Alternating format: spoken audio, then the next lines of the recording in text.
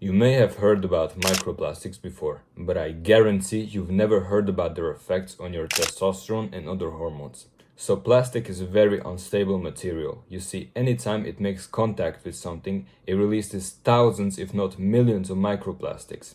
So let's take a water bottle for example. If a water bottle is made out of plastic and it has water inside of it, it's gonna leach thousands of microplastics into that water. And that is very bad because plastic is partly made out of chemicals called bisphenols. For example, bisphenol A, BPA, or bisphenol S, BPS. So when microplastics enter your body, and they are partly made out of bisphenols. And then these bisphenols go into your cells and they attach to your estrogen receptors inside every cell. So basically estrogen is like the female hormone, right?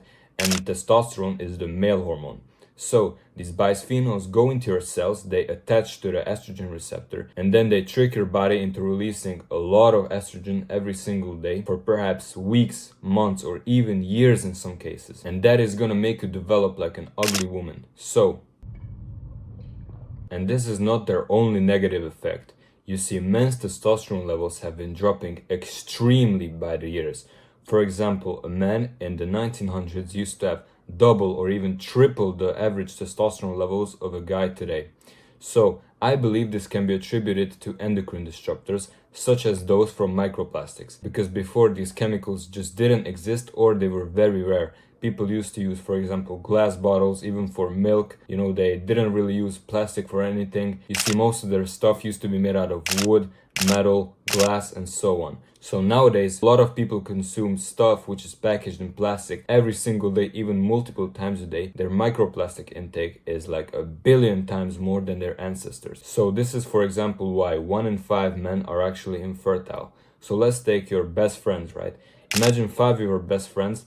One of them is gonna be or is infertile, and this can be 100% attributed to endocrine disruptors and also the way we live today. Okay, so you might just think, yeah, I'm gonna just stop drinking from plastic water bottles, stop warming up plastic in microwaves, because every time plastic is heated up or something like a fatty liquid like oil or ghee is stored inside of a plastic container, it releases way more microplastics, because plastic, when it's in contact with fat, warmth, or any other or acid, it releases way more microplastics because the plastic is broken down, or when fat is stored inside of it, then estrogen is like attracted to fat. So if you have fat inside of something like a plastic water bottle, it binds to the fat and it's going to release way more. So this is, for example, why fat people have man boobs, because man boobs are a sign of high estrogen, because in their fat cells they store way more estrogen than if they were lean. So this is why they develop man boobs. Of course, man boobs have a lot of fat in them as well, but they wouldn't be as bad if they didn't have, so much estrogen inside of their body. But plastic water bottles and food in plastic packages aren't actually the biggest contributor to microplastics in a human diet. Why, you might ask? So, for example, a lot of people drink like 1 or 2 cups of tea every day, and there's nothing really that bad if you look at tea as a whole. But 99% of people who drink tea drink it from tea bags. But tea bags are actually partly, or in some cases like the triangle ones, made 100% out of plastic. So when you put a tea bag into a cup and then you pour hot water over it, the microplastics are going to release like crazy. And every cup of tea has like billions of microplastics in it, which a normal person who, for example, would drink out of plastic water bottles all day would reach in like 2 weeks. You reach that by 7 a.m. every day. So a quick fix for this would be to get the tea bags and put them in like a metal filter and then put the water over it that way. So the tea is not actually making any contact with the plastic bag, and this can improve microplastic levels in your body in a good way by like 1,000,000,000 times, because again, every bag releases billions of microplastics into every single cup of tea. That was a metal water bottle, by the way. So what are some other things we can cut out of our life to improve our microplastic content in our blood? So one of the biggest things you should look at is whether your underwear is made out of polyester or cotton, because they actually did a study in 1993. So in 1993, they actually did a study where they put dogs into different types of groups. One of the groups wore cotton underwear, one of the groups wore no underwear, and the third group wore polyester underwear. And the group which wore polyester, So polyester is actually a fabric which is made 100% out of plastic. The dogs which wore the polyester underwear, they actually became infertile, so they couldn't have any babies because their testosterone levels as well as their sperm count was absolutely tanked. So look at your underwear and check if it is polyester or cotton. Now, a lot of underwear is gonna say 95% cotton, 5% spandex.